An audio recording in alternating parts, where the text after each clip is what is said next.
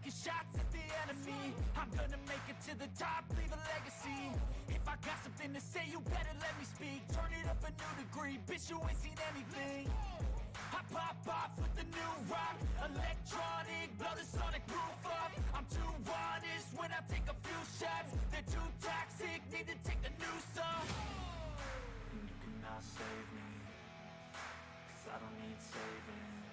It's everything I've been chasing, all here for the taking.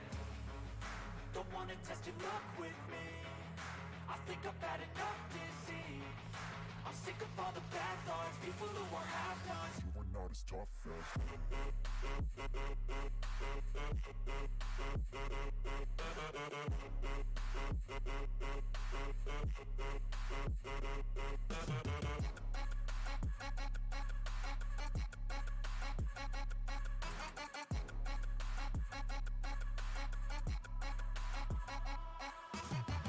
I'm back, you know that I never left. I got tracks and some music that you never guessed. I don't slack, don't lose, learn your lesson yet. When I get to choose what I do, I'm like a weapon. I'm not sharp as many, but got hard. I'm ready to change scars to envy, to win large and plenty. I like to play fast, never change back. Calling out, I'll pay back, 'cause I'm great at that. Oh, you cannot save me, 'cause I don't need saving. It's everything I've been chasing, all here for the taking. Don't wanna test your luck with me, I think I've had enough disease. I'm sick of all the bad thoughts, people who are half-nots. you are not as tough as Don't wanna test your luck with me, I think I've had enough disease. I'm sick of all the bad thoughts, people who are half-nots, who are not as tough as me. Don't wanna test your luck with me, I think I've had enough disease. I'm sick of all the bad thoughts, people who are half-nots, who are not as tough as me.